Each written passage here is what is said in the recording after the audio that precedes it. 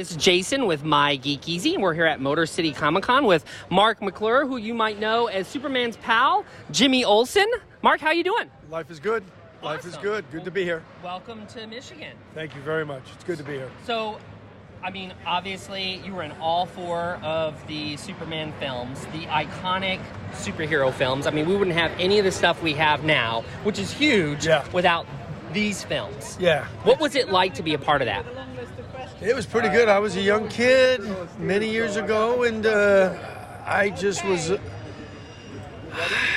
it just was amazing. It really was. I mean, I had done some films before that, and then I got this part, and I was on a plane to London, England, and it was just like, wow, I'm leaving California for the first time.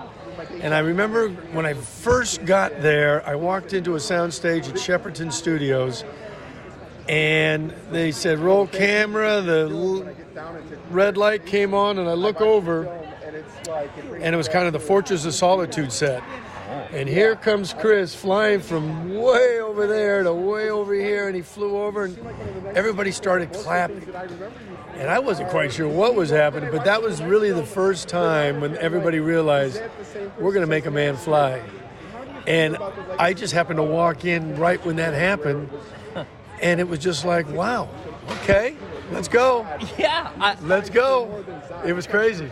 Well, and just all the effects are totally like practical effects. No CGI. No. So talk about some of the more remarkable things that you guys were able to do. Well, I remember there was another project going, I think it was Spider-Man, possibly, where they moved very fast to try to beat Superman.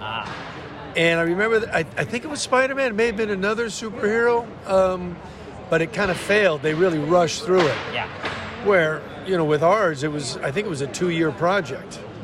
And, Dick Donner, who was the king of the kings, he's the reason why I'm standing here, the reason why anybody's here is Dick Donner. And he just got it right, and he got everybody working for him. Everybody wanted to please Dick Donner. I mean, and it was the greatest crew. I mean, in England, that was probably the greatest effects crew on the planet. And it was just good to be a part of it. And Dick would go from stage. There must have been maybe 5, 6, 7 stages doing miniatures, doing everything. And it was, everybody's just trying stuff. Yeah.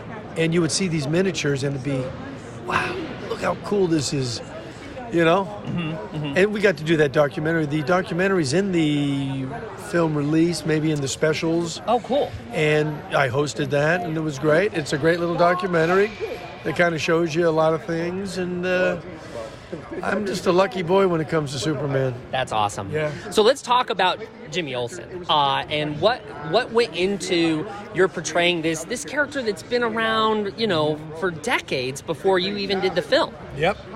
I knew him. I went into the interview process knowing who Jimmy Olsen was, but when I went there, we just talked about boats. I lived on a houseboat at the time, and Dick Donner wanted to live on a boat. That's all we talked about, and when he told me his thanks for coming in, on my way out, he asked me if I knew who Jimmy Olsen was. And I said, golly, Mr. Kent. I just threw out a line. They all started laughing, and I left. And it was like 3 months later that I got a call back, just thinking it was over, And I went back in, and they just said, we wanted to remember what you look like. Yeah. And a week later, I was off to London. So I never had to read for him. I just somehow was him. You embodied him. I guess so. I mean, whatever you put a it was. bow tie on you, and that's it. Well, that's kind of the way the interview should go. And I didn't really know what I was doing, but I guess I was okay in a room where my energy was Jimmy, and I knew who he was, and I got to meet Jack Larson, who was a great guy, and that was pretty cool. Yeah, that's awesome. Yeah, and he was the guy that got the ball rolling for sure. Yeah. And now here you are, an integral part of the superhero, right? Yeah. How cool is that?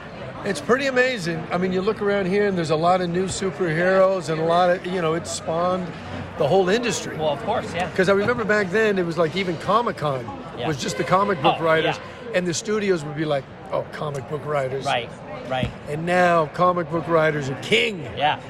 You do a good comic, we're going to do a movie. Yeah. And, you know, it's so great to see the evolution of the comic book, right? Because now those are the storytellers. Yeah, absolutely. And any of these comics can become a film, you know, given the right pitch, given the right ingredients. And studios are open to making these things. And so great. Storyboard's already there, right? Storyboard is already there. That's it's awesome. so good. Well, thank you so much. You got it. We really appreciate it. Yeah, yeah. You have a good rest of the time. Absolutely. Thank you very Thanks a lot. much.